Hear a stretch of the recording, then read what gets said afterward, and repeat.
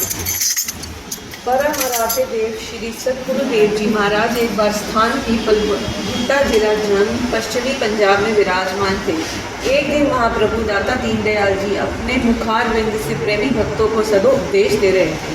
तभी एक भक्त हाजिर हुए। उन्होंने नियम विरुद्ध कोई कार्य किया था, इसीलिए श्री सदगुरुदेव जी से क्षमा याचना करने लगे।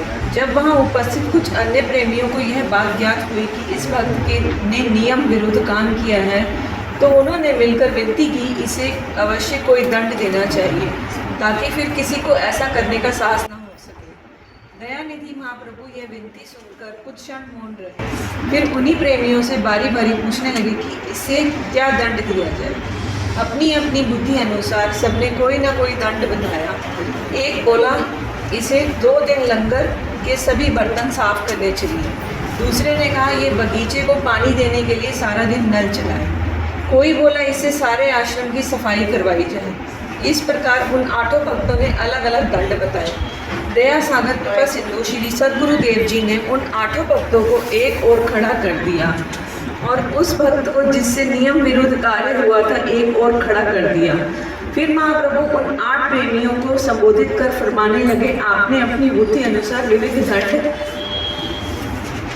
बताए हैं। अब केवल इतना बताओ कि इस उच्च दरबार की सेवा जिसके लिए देवी देवता भी तरसते हैं, जो भाग्योदय होने पर प्राप्त होती है, उसे आप दंड समझते हैं। उस भक्त की ओर इंगित करके हुजूर बोले, यह प्रेमी को आप द्वारा प्रस्तावित उन सेवाओं को प्राप्त करके भक्ति रूप धन से संपन्न हो जाएगा। फिर उसे दंड किस बात का मिला? बस पता चल गया कि आपकी बुद्धि अत्यंत सीमित और संकुचित है, जो सेवा को दंड समझ रहे हैं।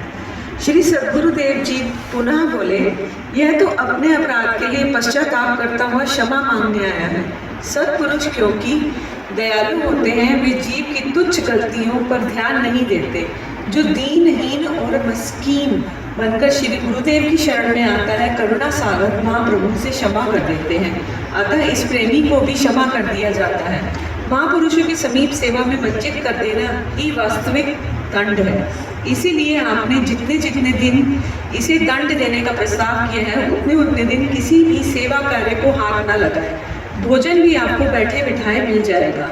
श्री सदगुरु जी देव जी की इस विलक्षण मौज को देखकर वे सभी श्री चरणों में गिर पड़े और क्षमा याचना करने लगे।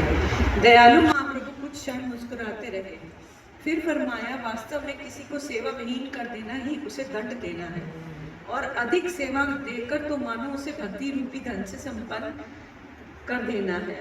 सेवा से ही स्वामी प्रसन्न होते हैं। इस देवता धन के समक्ष संसार के सभी सुख वैभव और धन समुदाय तुच्छ हैं।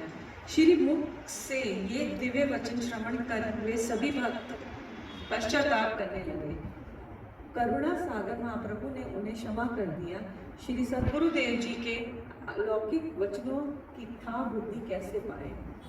जय श्री गुरु महाराज की जय।